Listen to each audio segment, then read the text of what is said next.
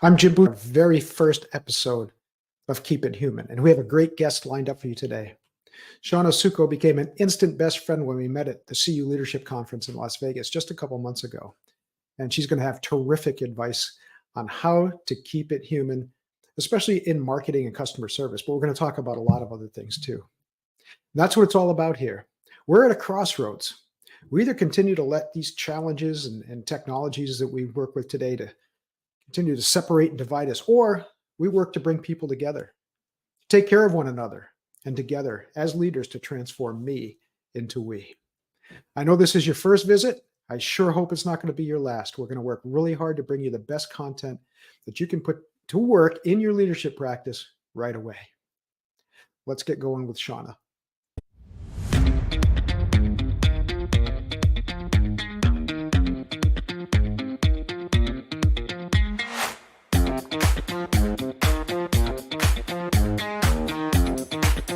You know, sometimes you meet somebody and you know they're going to be one of your best friends right away, right? And Shawna certainly is that to me. I mean, we just met for the first time face to face a few weeks ago, right? It was in Las Vegas. Yep.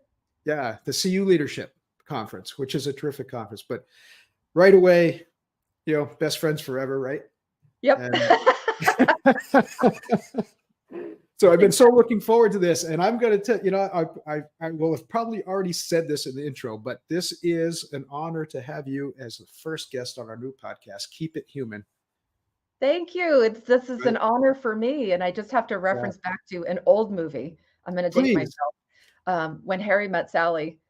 There's an outtake, you know, where they have the different couples who've been together forever at the end. There's an old woman sitting next to her old husband. She says, "I just knew, like you know about a good melon. I just knew." And so that just reminded me of that. It's like I just knew when I met you. I'm like, okay, he's good people. He's somebody that I want to know more. I need him in my circle. Cool dude. So yeah, like a good melon. I'm touched to hear you say that, and I'm going to steal that and use it in my marketing. That's what you'd want me to do, right? I would, absolutely, I would. Yeah, well, that's part of what we want to talk about today, right? I mean, one of the through lines that, and when I heard you speak, you know, you talked. I kept hearing, not that you're always using the word overtly, but I should preface it by saying one of the big ways to build trust in leadership is vulnerability, right? But it's such a difficult thing to do. It's difficult for all of us sometimes, I think, but it's really difficult for some people all the time. Yet it's probably one of the most powerful tools we have, right? And it seems to be a through line with everything you do, whether it's some marketing or when you talk about leadership. It seems like a big thing to you. Yeah, absolutely. I think it used to be like when I first entered the work world back in the 90s, you were not supposed to show vulnerability. You were supposed to be professional in how you talked and how you dressed and how you led. And I think that is very, very contrary to the way the world is going now, especially post-COVID. We are just tired of the facade and the BS. I say we all have a very finely tuned BS meter now. And somebody who is just towing the company line and using buzzwords and using the old adages and stuff and isn't showing their human side is not building trust. And I don't know how you can lead without trust. No, right. But you're not talking about going, you know, like obnoxiously going against the grain or doing things, because that's something I got from you too, right? There's still, I think deference is something that goes hand in hand with vulnerability. Respect obviously is the whole thing, right? But then, people just because and the reason I brought that up is because people can go the other way too. I've met people that try so hard to look vulnerable or try so hard to fill in the blank, right? That they're not authentic that way either, huh? I think it's definitely a balance, and it's knowing your audience, and you know, it's reflective of the industry you're in, the age of the people that you're trying to lead. There's a lot of nuances at play, but at the end of the day, it's showing that you are a flawed, imperfect person who doesn't always get it right, and being willing to say when you're Yeah. wrong, and being willing to say, I don't understand this fully, but I will find out the answer, those types of things, rather than just putting up a perfect front Yeah. is what builds trust. Not to go too technical, because I think by now I'd love to talk philosophy. We can drink some wine, talk philosophy all day, right? Yeah, right? But there's something too that came to mind based on something I heard you say, because as I know you do a lot of work with customer service. How does it come into play there? How cool is it for someone to say, I don't have the answer, or, well, they were walking a line, right? Not, I don't have the answer because I didn't take the time, or I'm being stupid, or, but I Right. authentically don't, I need to go find some more information for you, or, you take it Exactly. from there. You know what I'm talking about. Yeah. Or, you say something about a product or a company and Mm, they go, I thought the same thing.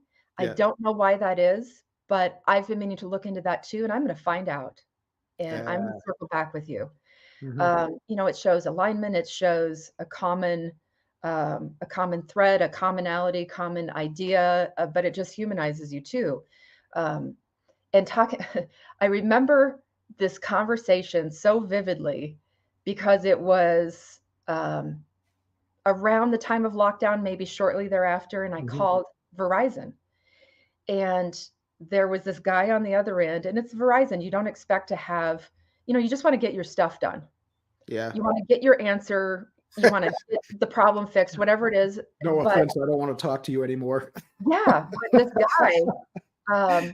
I heard one of his kids in the background. Mhm. And it immediately changed the conversation.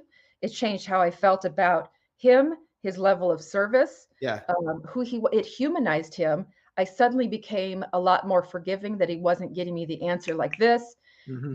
It totally changes your mindset when you have empathy, understanding, relatability, all of that. And I remember that so vividly. It was like things are changing in the world. Yeah. This would not have been acceptable post or pre-COVID to have your kid in the background on a professional call. And to this day, Yeah. Yeah. it's no big deal. You realize people are parents. People have lives and pets, Mhm. and things happen, and I used to be mortified by that before COVID.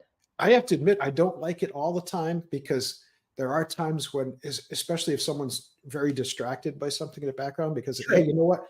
I understand you have kids. I understand you have other things going on in your life, but we planned for this time. So, let me know. We'll reschedule, that kind of thing. Am I just being a jerk, or is that, Well, I think that's or am I partially being vulnerable now? See, I'm sharing how I feel about it. I think that's partially generational Mhm. because we were raised for many, many years. So We I'm came old. out of the Okay. All right. lives. You got me on that one. I'm old. All right. Both of us, but at the same time, I think that, uh, yes, we planned for the time, but life is gonna life, Mhm. but as long as it doesn't take over, but it informs you a little bit more about who the person is, Yeah. I think that triggers a lot more empathy, commonality, etc. Mhm. If I don't go, okay, hold on, I gotta go, get my kid a sandwich. I'm not Yeah. gonna do that. Then we need to reschedule. But Yeah. Yeah. something minor like your cat walking into the back of the room or whatever. Well, No, I was just gonna say, on cue, I don't know if he came over the mic, but on cue, there's El Santo out there whining about something. He wants a treat. So see, and yeah. that humanizes you. It changed your whole Mhm. facial expression. It changed Yeah. the tone of the conversation. Yeah, Mhm. so I think a little bit of that, again, like everything, there's a balance, there are nuances, depends on your audience, depends on a lot of different factors, and Mhm. that's up to you to really pay attention to each by you, I mean, each of us. It's up to me to pay attention and to see what's changing around me and to reflect that. Yeah.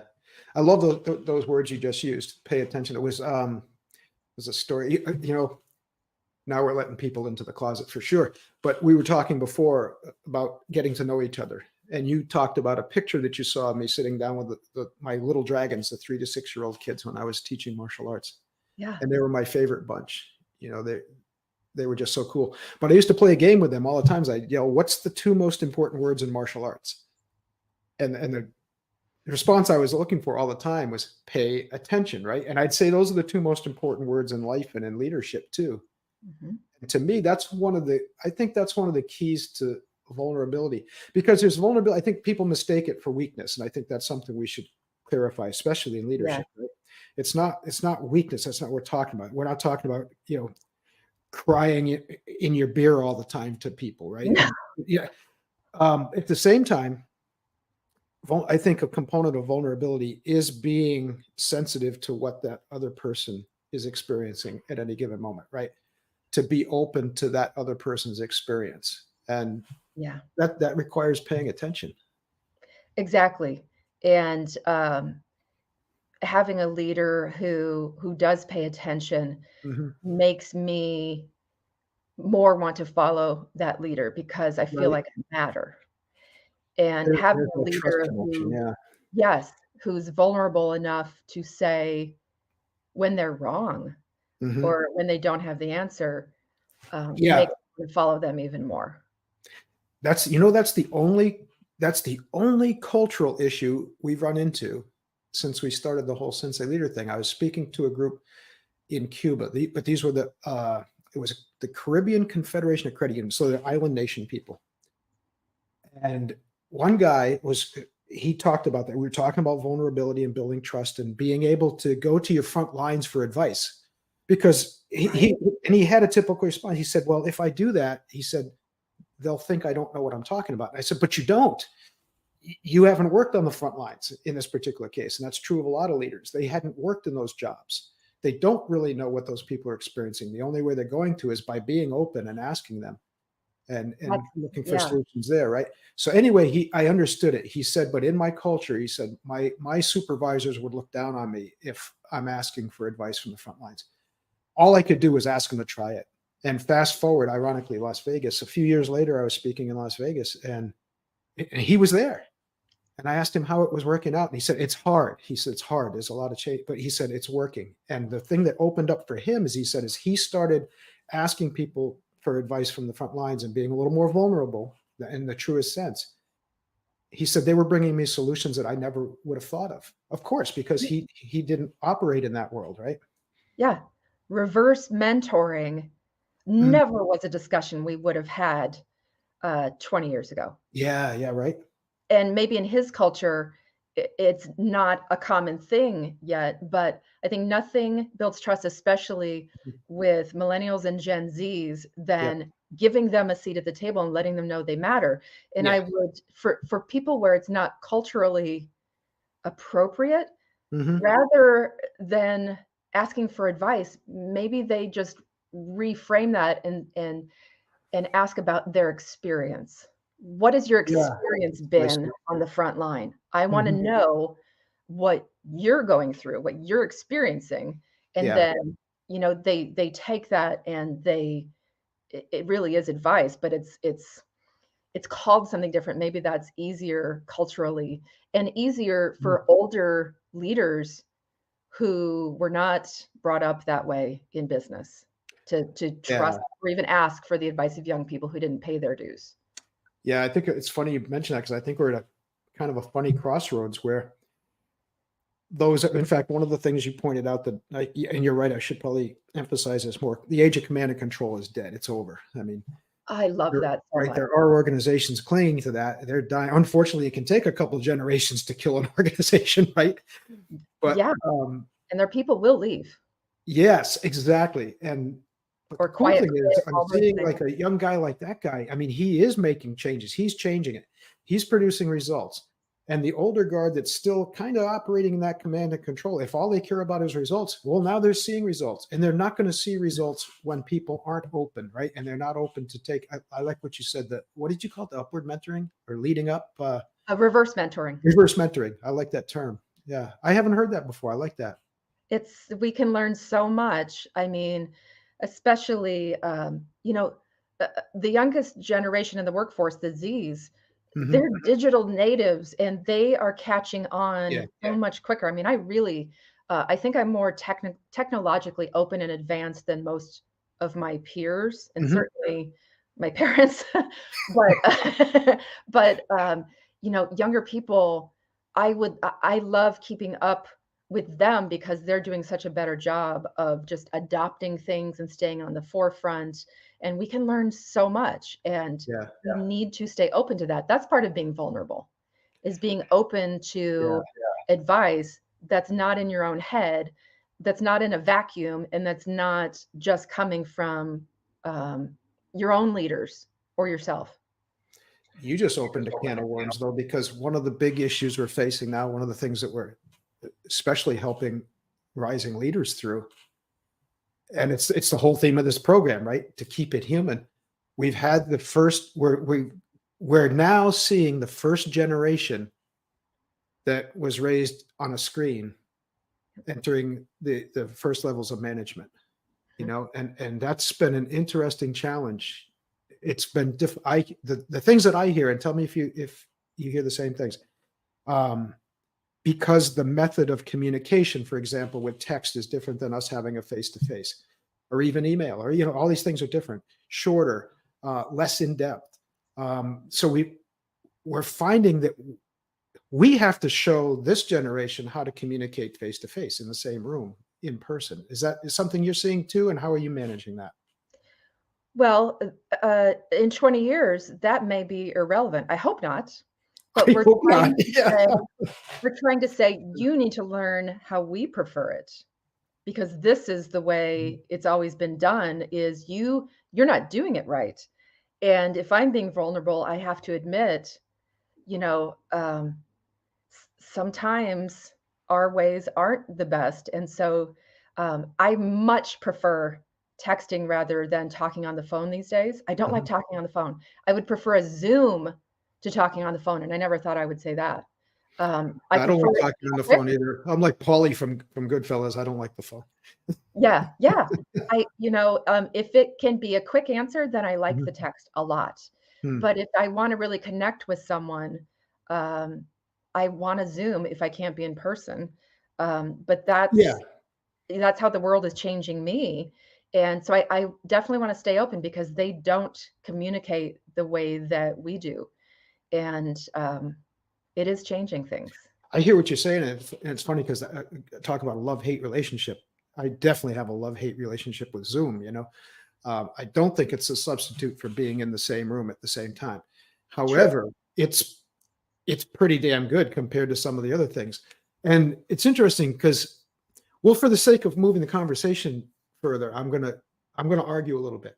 Sure. Um, I do think face to face is the best way, but not because I'm old, because it's more intimate, because there's signals that we get being in the same room, being with each other, Mhm, mhm. and because we've evolved as social beings.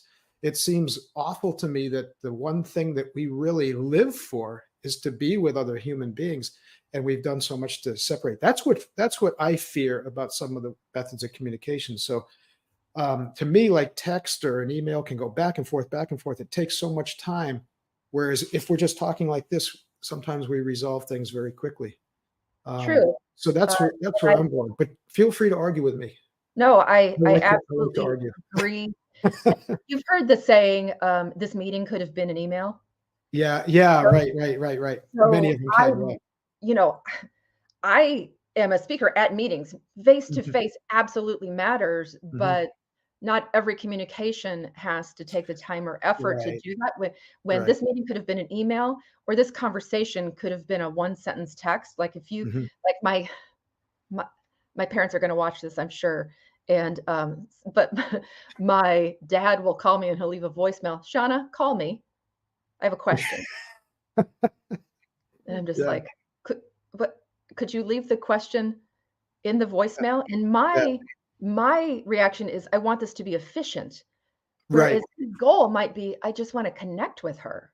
And right. so it depends on what our goals are, There you and at go. work too, if I'm really busy, I don't wanna be interrupted. I really have these deadlines, Mhm. and somebody wants to come and have a face-to-face chat with me because it's easier for them. That's misaligned goals, Yeah, yeah. and face-to-face may not be good then, but face-to-face 1,000% matters and is better most of the time. Mhm. for real human connection and achieving Mhm. goals and creating and planning. But So we um, have options. that's the great thing. Yeah, yeah. And yeah, I mean, I agree. Young people were not taught, especially if they came up during COVID and they were isolated, they were not taught how to network. And networking is Mhm. hard for everybody. It's awkward for most people, especially the younger you are. Mm. And so we do absolutely need to teach them how to communicate in ways that are commonly used and understood and respected um, Right. where we are. But I'm That just saying is that that is one can of the change that is as one of they the evolve. issues, right? That is one of the issues that psychologists have identified now is that a lot of the younger people who grew up only on the screen, Yeah. they're afraid of the face-to-face encounter, and they've noticed it. It's funny, it's gonna sound like it's disconnected, but it's not. It's hugely important. They've seen it in dating, and the canary in the cage actually was Japan, where seeing Japan that kids aren't dating. They're not getting together, you know, because it's easy. You get instant gratification in many ways online, right? You know if someone likes you or they don't like you, and if they don't like you, there's no penalty to pay. Yeah, You didn't put yourself out. There's no risk there, so you don't right. get your feelings hurt the same way, right? Yeah. And ironic because we were talking about toughening the kids up earlier, right? But I think that's important, and to have that risk, and if it helps, because I agree with you 100%, it is difficult to network. It's difficult to put yourself out there. You and I do it all the time, but I know we talked about this when we first met face to face. Um, we both test as introverts, right? And a lot of speakers do. If it makes anybody feel better, it's a fact. We test mostly as introverts. Yep. We train ourselves to communicate. People confuse that. It doesn't mean that we're not comfortable communicating with other people. It's a It means, learned behavior yeah, yeah. It for a just lot of means all things equal, we're very comfortable in our own little world sometimes, yeah, right? And yeah. sometimes more comfortable there. Mhm. But yeah, it is difficult, but it can all, I don't know. I'm going I to think fall the back on parallels my to dating catch-all. are absolutely dead on. It's Discipline, about right? We can discipline relating ourselves to embrace these things. Yeah. yeah, and doing the hard things. We'll be right back after this short break that talks about Shawna and everything she'll do for you and your organization. There's a crisis of trust in this country. How did we get to this place? How many of you want to stay in this place? I mean, looking back a decade or two ago, it's not like we were all holding hands and dancing in the streets with flowers in our hair. But today it seems that people overwhelmingly distrust the companies that they work for and the companies that they buy from. So maybe it's time we try something different. Maybe it's time to introduce you to the Mosaic strategy. I get it. You want speakers at your conference who will have a real impact. We have all been to conferences where we walked away thinking, what did I even get out of that? Okay, it might have been entertaining at the time, but was it impactful? Now, you've all heard me talk about the Mosaic strategy. It used to be that prospects would actually answer the phone. They would respond to an email, have some curiosity, right? Today, they distrust you before you even say a single word.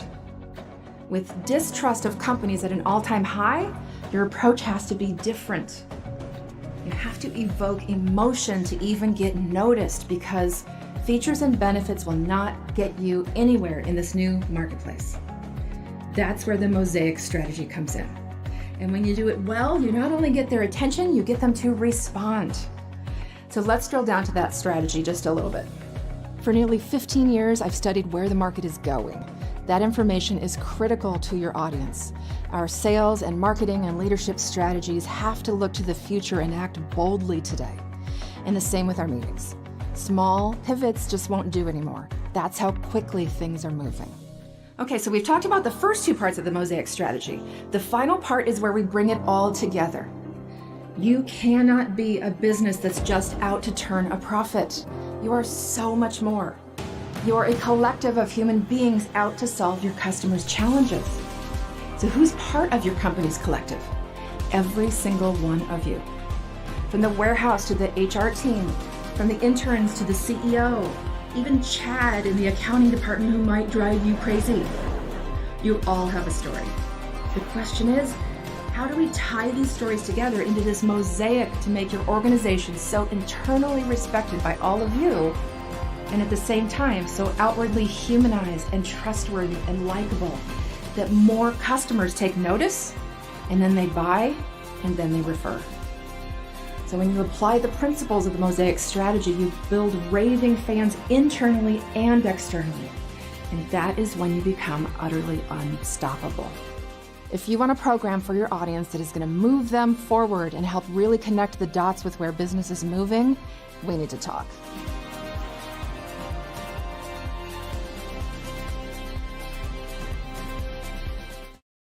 Discipline, right? We can discipline ourselves to embrace these things. Yeah. Yeah, and doing the hard things, Yeah. which circles back to keeping it human as a leader. Hmm. It's not easy to be vulnerable. It's a That's what my mama said. learned it's a learned behavior, just like everything Yeah. else we've been talking about. And Yeah. you get better at it with repetition. And I Mhm. think when you see the results, it will reinforce how important it is. Painfully simple. And it's ironic because this goes back to, I can't remember which one of my masters said this to me one time, but talking about the black belt experience, right? Trying to get, he said, black belt, simple. You just practice. You're going to get there. Simple. It's not easy, right?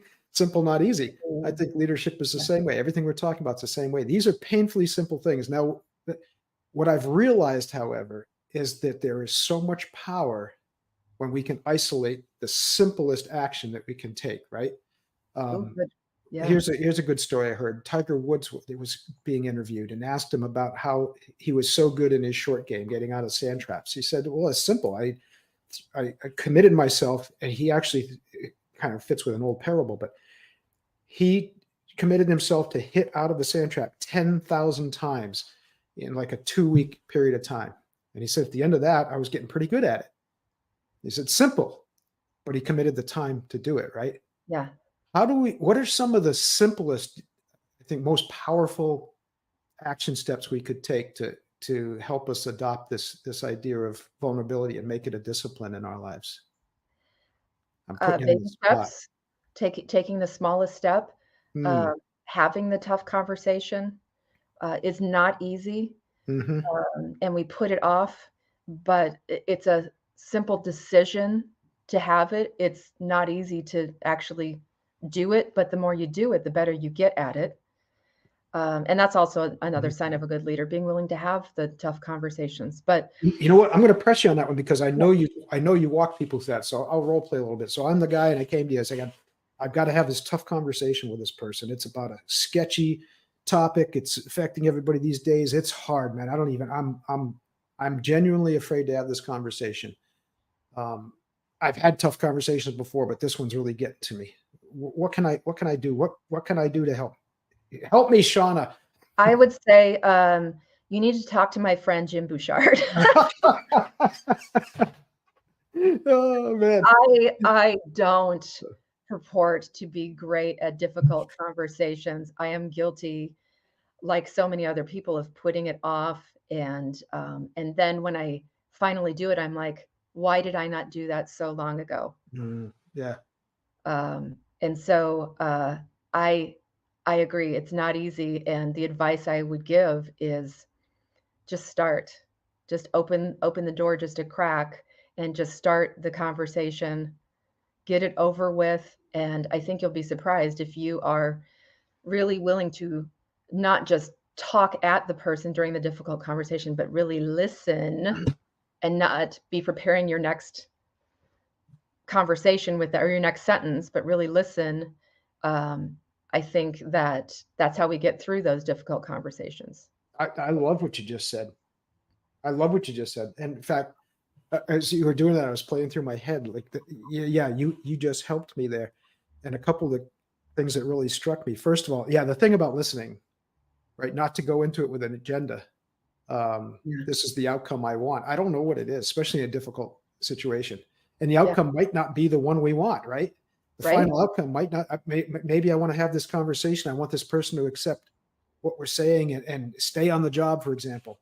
But the end result might be we have to part ways, and ultimately that might be the best thing, but it's not easy.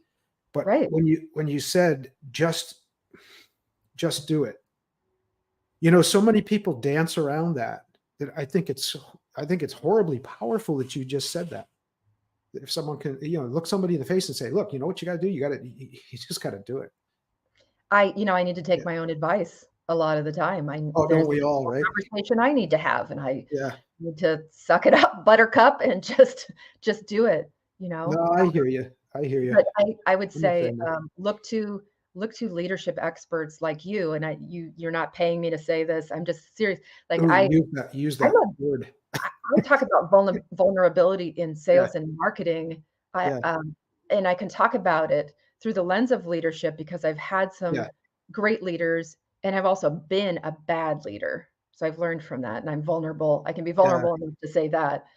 But look to leaders who are having the tough conversations Mhm. like you are, where you're not, what did you say, command and control is over. Yeah, So that gets people pissed off sometimes. Yeah. yeah, looking to leaders who are willing to have a different Yeah. conversation that's relevant to the way humanity is today. Mhm. And we have evolved so much since COVID that Yeah. sales, marketing, and leadership, they all need to evolve as well, or they're just not going to be as effective.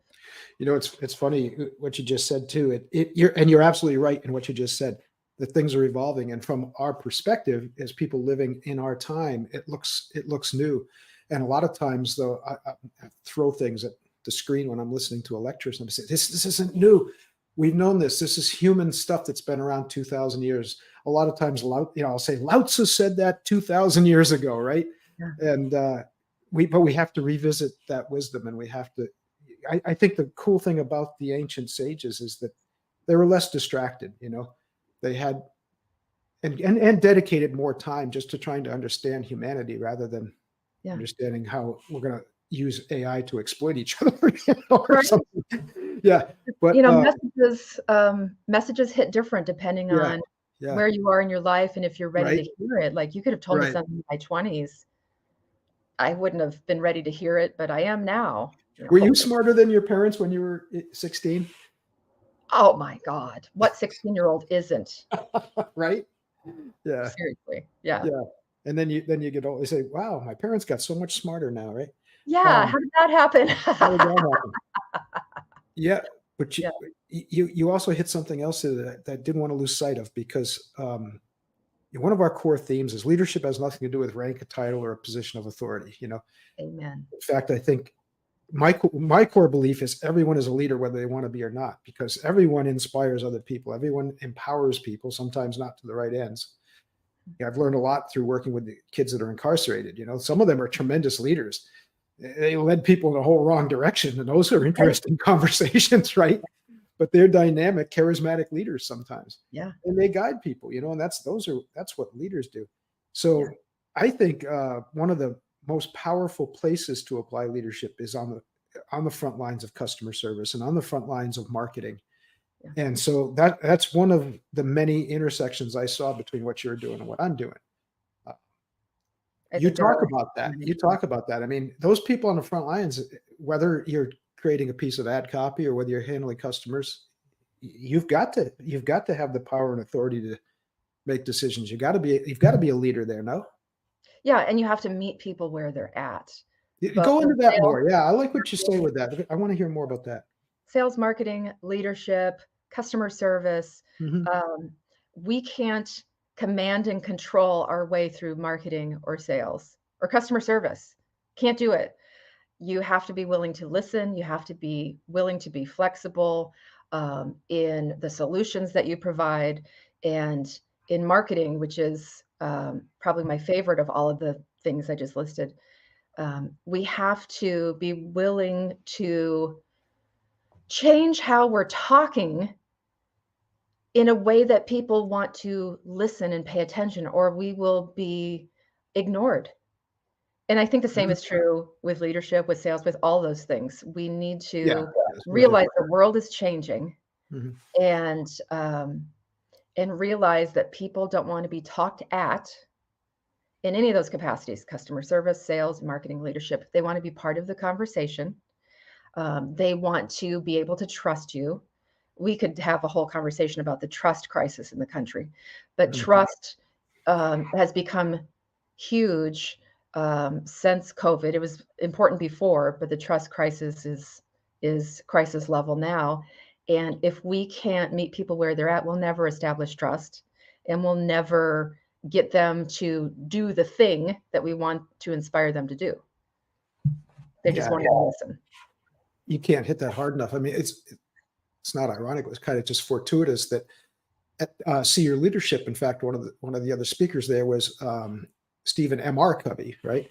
Yeah. And of course, he's made trust his theme, that great book, The Speed of Trust.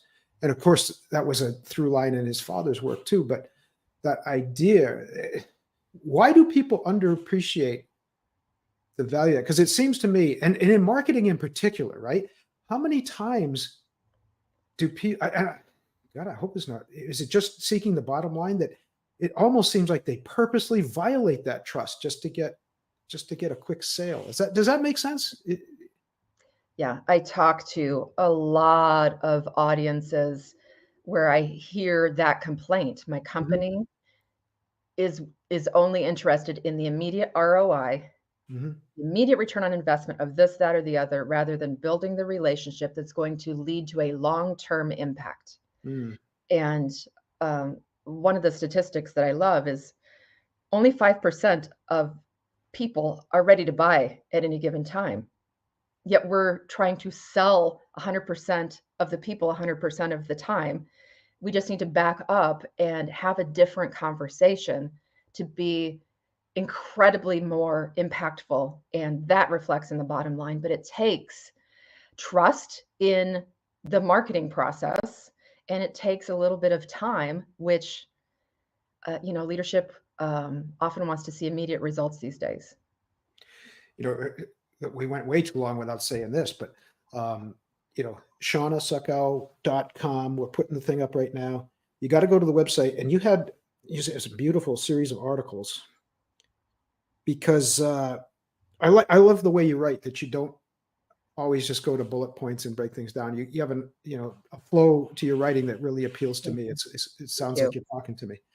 That's how I talk like I talk. That's how I talk page and writing. Right. That's builds trust also. So I almost feel bad putting you on the spot. That's okay. Is there a way you can break it down a little bit with the give me a couple steps if I want to market well? And what's cool is because you actually just helped us do this, and it was a great help. And so I can say already I can offer a personal endorsement, because already I'm seeing some results, and some of the results are just the way I feel about things from the advice that you gave us. Oh. But to break it down to it's a couple steps, like how to analyze. Let's say I've got a new product or I've got a new service I want to launch. What should I be looking at before I even think about going out there and trying? I won't use the word sell, because I agree with you. I think if you market something properly and put something out there that's going to help people, you don't need to sell them. If you need to sell them, if you need to convince somebody to buy something, it's probably crap. That's how I feel. Yeah. It's all today about what I call micro stories. We don't have a lot of time. We're moving so quickly. So to get the attention of your prospects, your desired audience, we're in a soundbite world these days. So it's about telling micro stories and not pitching all the time. You can't lead with features and benefits, or you're not even going to get noticed. You have to tell a story about your product or your company, or a customer who had success, or a problem that you solved. It has to be framed differently and presented differently in order to even stand out. And from there, once you get their attention, you have to build trust quicker than ever, because you don't get those. It used to be 9 touches before you would be able to have impact, get somebody to take action. You only get 1 time, maybe 2, before they tune you out these days. If you're saying the same thing or just selling over and over again, if they're not in the 5%, they're not even paying attention. So it's wrapping those pitches differently and telling a story instead, and telling a series of stories, not the same story over and over again, which I call a marketing mosaic, which is a whole other conversation. It's not just a single elevator pitch or a single thing anymore. It's a mosaic approach. I told you before we started, I don't usually, start these with a series of pre-programmed questions, but there is one that I had written down that I was dying to get your take on, What's that? because it happens in our world a lot too. And I don't want to name names. Well, today I don't. Another episode we will, and we'll piss some people off. Okay. But today there are so many fakes out there. And when we keep talking about authenticity and building trust, and yet, and I've been sucked in by some of these people, you know what I mean? There are people who are absolutely, and I know I think about the fast talkers with the website that you have to scroll down 70 pages before you finally get to what their pitch is. And all they're doing is telling you over and over and over again how great they are. And they have and again, I won't name names, but I'll say there are certain people you and I both know who Yes. pose in front of leased cars and airplanes and standing on a yacht they don't own to tell people how successful they are. And you find out it's all BS. Yeah. This ties back to every one of us has a BSO meter that has become so finely tuned since COVID that we can sniff it out a mile away. And it's an immediate no. Immediately you're disqualified. Thank you. Next. But I'm pressing for more because I'm going to be vulnerable here. Yeah. I've fallen for that stuff before. Why did Oh, my yeah. BS meter not work? What do I need to do to tune that BS meter so I don't fall for some of that stuff? We've all fallen for it, and every time we do, our BS meter gets more finely tuned. Okay, so And, you just got to keep doing it. yeah, and so it's the gradual decrease in trust in the country because Mhm. we've fallen for some stuff. There are a lot of other factors at play with politics dividing us and Yeah. the economy and so many things. But we all are so sick of but wait, there's more. And the Yeah. only 7 spots left. And 3 special minutes. You got to click syllable, now. 3 minutes. yeah, And there's offers only now. for the next 3 minutes. And Yeah. so I think we're all just so much more skeptical and Mm-hmm. distrustful than ever before Yeah. that it's okay. I mean, you need to forgive yourself if you still fall for stuff. The scammers are getting smarter and smarter, Mhm. you know, Yeah, and they we just have to do the best we can. But once we've fallen for it once, we're 10 times more distrustful. And so the next person who is legitimate has a harder time. And that's why just talking like a real person, don't use any of the BS tactics, and telling stories builds that trust. We respond to Yeah. stories. We want to find commonalities with people. We want to like them. So don't give them a reason not to right off the bat. Don't be slick and pitchy and smarmy and finger gun Yeah. type. That's how that's how I explain it all. No, that makes perfect sense. As you were talking, I was thinking about, because again, we're back to to your core theme there about building trust through authenticity. And I'd rather hear the story that says, hey, you know what, I wasn't an instant bazillionaire. I've been through this. This is what Yeah. happened to me. Here's the mistakes I made, rather than that guy who's, again, posing in front of the jet and saying, hey, look what I did. It's easy, blah, blah, blah. Yeah. And not to stray into politics, but I think there's some lessons there. And you know how I am. I'll pick on all sides, but Mhm. I think it's very important for marketers to understand this too, because they're being found out, because that's one of the things about living in this digital age. When you say something, it's there, you can find it. And I think politicians on all sides right now are repeating this mistake over and over, saying something that's a complete 180 degrees juxtaposition to what they said previously. Mhm. And we have both. We can watch them side by side. And that, And to me, that that really destroys trust. Yeah. I don't mind people changing their minds. Don't get me wrong. And the story of how you evolved could be an interesting one. But when you just say A and then you say B, and here's the worst, you say that you never said A, right? And I think about that with products sometimes when they've gone through. I have more trust in a company that says, okay, we recalled this car because this part failed. Yeah. We're looking out for you, rather than people that say, it wasn't our fault. Yeah. The companies say, wasn't Boeing. I wasn't going to say it. Right? Yeah.